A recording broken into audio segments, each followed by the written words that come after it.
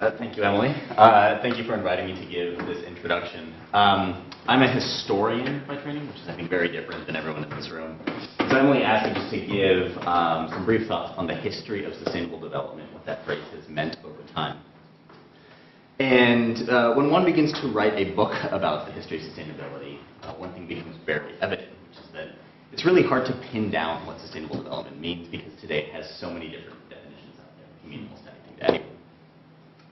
Historians who've written about sustainable development tend to take two paths. Path one is to begin and sort of take for granted with the fact that the way we have tried to develop has been unsustainable. And so historians will then look back through all of history to find sort of paths not taken, sort of best practices of local development all around the world. This has produced all sorts of analysis that goes back to medieval gardening to 18th century German soil science to sort of resurrecting wise use conservation in the progressive area of the United States. I chose to do a different path in my research, which is I wanted to figure out and understand why the phrase sustainable development was used for the first time, what animated it, what its original advocates intended to mean. And to do that kind of history, I didn't have to look that far back, because the phrase sustainable development only really emerges in the late 1970s. What was striking to me was the context in which it emerges. Because the phrase sustainable development comes out of a series of reforms led by environmentalists in the global north, in the United States and Western Europe, but also development experts from the global south, and a particular set of development experts who wanted to rethink the way in which their countries had been pursuing development in the mid-20th century. Just as a bit of background here, in the 1940s and 1950s, as the Cold War was just getting going between the United States and the Soviet Union, decolonization, or the end of empires, and the creation of all these new independent nation states was taking place. Both the United States and the Soviet Union, and later the Europeans and the Chinese, wanted to get all these new nations on their side, and so they spent billions of dollars of foreign aid to spark economic growth in these countries. By the 1970s, two things had become apparent about this drive for development. On the one hand, it came with tremendous environmental costs and environmental consequences that often undermined the development goals in the first place. And on the other hand, this drive for development, while it had achieved really high national economic growth rates, had not eliminated poverty. And so, recognizing this, a lot of environmental experts from the north and development experts from the south sort of put their heads together and tried to figure out what to do about this. And they came up with a solution, or a sort of set of guiding principles that they called sustainable development. This was first articulated in a 1979 report called the World Conservation Strategy, that some of you may or may not have heard of. It was produced by a handful of NGOs and the United Nations Environmental Program. And what they said is that sustainable development needs to be oriented towards both ecological sensitivities, which is to say to ensure that development doesn't outstrip or outpace the capacity of an ecosystem to regenerate itself. But it also needs to be attuned to the world's poor and their specific needs and questions of poverty itself.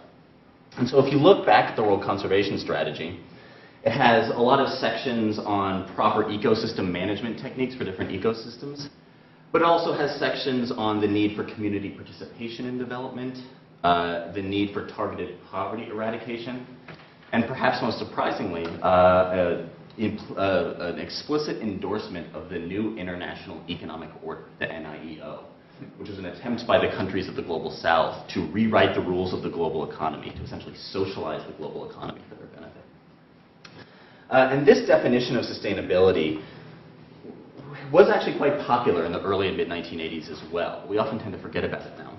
But if you look at the Brundtland Commission, which is this high-level UN commission that came out with a report in 1987 called Our Common Future, the Brundtland Commission gives what we often take for granted as the most basic definition of sustainability, which is, and I quote, "Sustainable development is development that meets the needs of the present without compromising the ability of future generations to meet their own needs."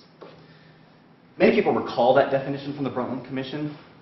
Few people recall what follows. In the very next sentence, the report says, and I quote, that the focus of sustainable development needs to be the essential needs of the world's poor, to which overriding priority should be given. Unquote. And just 2 paragraphs later, it says, physical sustainability cannot be secured unless development policies pay attention to considerations such as access to resources and distribution of costs and benefits. Even the narrow notion of physical sustainability implies a concern for social equity between generations, a concern that must logically be extended to equity within each generation. And so, in its earliest form, sustainable development married ecological concerns with social justice and a political project designed to empower the global south as well. And so that's kind of the early history of the phrase. What's remarkable about this phrase, though, is how quickly it comes to take on many different meanings. Already by 1992, the Rio Earth Summit, a handful of researchers determined that there were 42 widely accepted definitions of sustainable development out there floating around. And today, I think we could agree that it can mean almost anything. And so, given this history that I've just given you, what should we take away? Well, I want to pose sort of 3 sets of questions that might guide the conference today. The first is, what are you trying to sustain and why? What's the ultimate target of sustainable development interventions, of making practices more sustainable? For many of the reformers who helped put forth the initial definition, the goal was to move the focus of development away from national economic growth towards empowering communities, towards eradicating poverty. Those may sound like similar goals, but they require different priorities for policymakers and often different means to achieve them. The second set of questions relate to who sustainable development is for.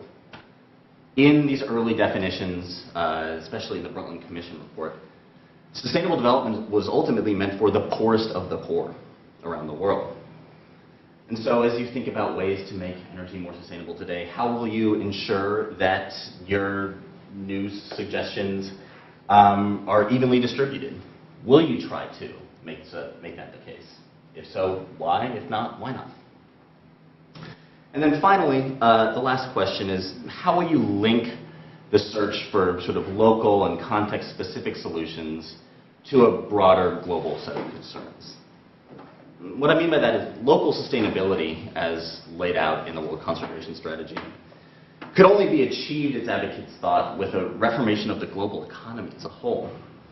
And so how do you scale up from discussions of local context and take into consideration everything from trade and investment policies to consumption patterns around the world and ensure that what gets done in one place has ramifications elsewhere or takes stock, at very least, of the ramifications in a global context? So at this point, I will conclude with just offering those questions because I was only given 10 or 15 minutes. And turn it over to you and wish you the best in your explorations today. Thank you.